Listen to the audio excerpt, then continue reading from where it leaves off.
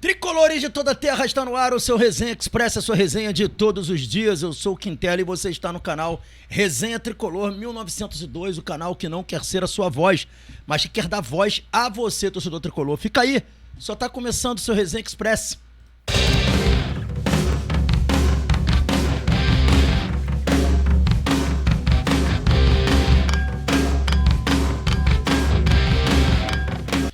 Resenha Express voltando e agora em definitivo, e eu peço aos amigos e às amigas para não esquecerem de uma coisa muito importante, que é você se inscrever no nosso canal, ativar o sininho das notificações, deixar o seu like. Fazendo isso você ajuda no engajamento do canal. É muito importante esse pacote do YouTube, como também é muito importante você deixar o seu hype. Como é que você deixa o seu hype? Você puxa o comentário para o lado, escolhe a opção hypar e você vai estar fazendo esse conteúdo chegar a mais tricolores. Fica então esse pedido a você, amigo e amiga, encarecidamente. Não esqueçam de dar essa força aí pro canal, tá bom? Vamos começar a falar de Fluminense. A gente tem hoje duas notícias muito curtas aqui sobre o Fluminense. Não vamos enrolar muito, né? E a gente vai trazer uma atualização aí sobre o Denis Bouanga, uma atualização aqui do canal, que a gente apurou ontem. Eu sei que está uma novela, tá chato pra caramba, tá todo mundo de saco cheio disso daí. É mais uma novela da temporada, nunca foi tão difícil contratar um atacante. Tudo isso eu concordo com vocês, tá, galera? Mas assim, a gente não tem muita opção. São estratégias que a diretoria do Fluminense está tendo. São boas ou ruins? Vamos discutir aqui. Quero saber a opinião de vocês. Se vocês acham que a estratégia é ruim, se a estratégia é boa, se vocês fariam mesmo, se não fariam, como é que vocês procederiam na negociação. Mas é importante vocês saberem em que pé está essa negociação. E detalhe, já adianto para você, ela não acabou.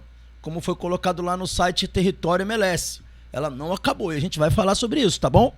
Mas antes disso, a gente vai falar sobre John Kennedy, cara. John Kennedy por quê? Porque o John Kennedy ontem ele deu uma declaração importante, né? Que acaba com uma polêmica bizarra criada por alguns jornalistas irresponsáveis, que essa aqui é a palavra, né?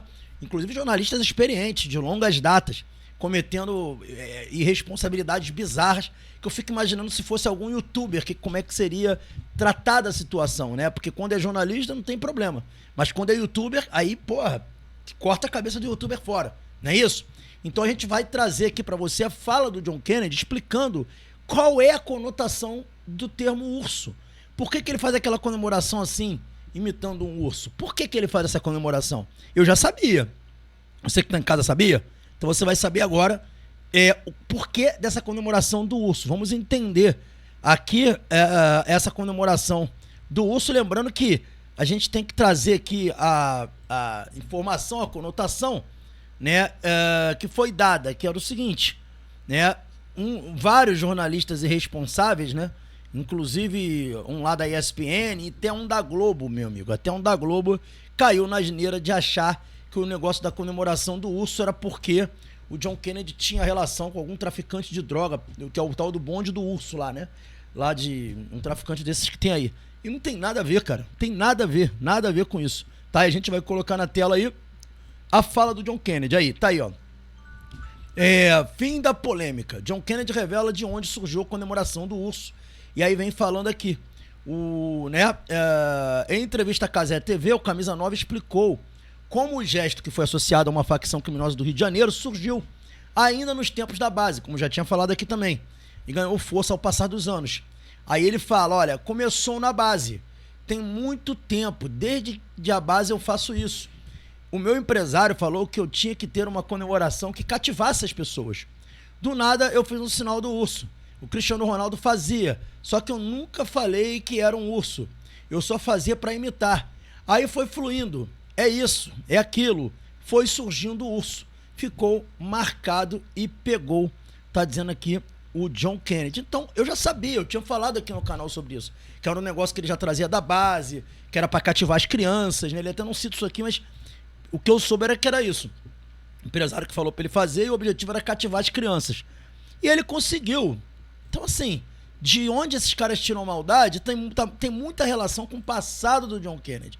O passado do John Kennedy que, né, algumas coisas erradas que o John Kennedy fez, né, coisas que não são corretas, e aí pegaram todo esse passado dele. Ele vai ter que conviver com isso, infelizmente, porque na nossa sociedade, ainda mais nas redes sociais, se julgam muitas pessoas. A rede social hoje virou um tribunal né? Um tribunal de exceção, praticamente, em que as pessoas são julgadas o tempo inteiro, até por coisas que elas não fizeram.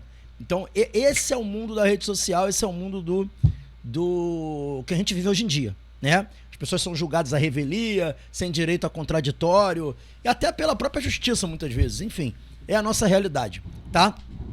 Dando sequência, agora a gente vai falar sobre Denis Bouanga e toda a questão que está envolvendo o jogador. Galera, eu não vou colocar aqui, mas todo mundo deve ter visto ontem que saiu uma notícia trazida pela página do Twitter Território MLS, dizendo que as negociações entre Fluminense e Bouanga estavam encerradas, ok? Pois bem, desde quando saiu essa notícia ontem, eu acho que foi no horário do almoço, ou um pouco antes, cara, eu comecei a correr atrás de informação, apuração, para tentar saber o que de fato estava acontecendo. O que realmente estava acontecendo. Se realmente as negociações com o Bouanga tinham acabado. E, cara, todas as pessoas que eu consultei foram categóricas, inclusive pessoas... Minha fonte principal que eu tenho, que é uma pessoa que eu confio muito, pessoas do clube que eu consultei também ontem, todas disseram a mesma coisa. Não está encerrada. Pode cravar que não está encerrada a negociação. A negociação segue. Agora, quais são as nuances dessa negociação? E aqui eu não estou trazendo informação exclusiva, tá, gente? Porque eu confesso aos amigos, todo mundo sabe que além de ter o canal aqui, eu tenho esse trabalho aqui, mas eu tenho meu trabalho principal. Eu sou servidor público federal, eu trabalho durante o dia. Eu não tenho tempo de ficar olhando notícias, porque o meu trabalho é um trabalho que exige muito de mim. Eu faço reuniões praticamente todos os dias. Eu trabalho com atendimento ao público, justiça, né? Então a gente tem que estar ali atento ao nosso trabalho. Eu não tenho como ficar olhando notícia no geral. O máximo que eu faço é fazer as buscas no meu WhatsApp das pessoas que trazem informações para mim, e também, de certa forma, eu entro nos principais sites ali para me informar, né? Para poder ter o GE, o próprio... eu gosto muito do Lance, Jornal Dia, e também algumas páginas como o Netflix, para poder ter uma ideia do que está acontecendo ali, sim, umas 2 vezes ao dia que eu faço isso. Mas aí depois eu vou no meu WhatsApp e consulto as informações, as apurações que eu faço também, que eu às vezes não consigo ver na hora, às vezes eu perco muita informação por causa disso. Então eu não sei o que está sendo dito pelos setoristas, porque os setoristas eles fazem lives, eu não tenho como ver live de dia, eles fazem, por exemplo, tem um programa maravilhoso, que é o do Jornada na hora do almoço, que às vezes eu consigo ver quando eu tô almoçando, mas ontem nem almoçar eu consegui almoçar no horário, então eu não vi.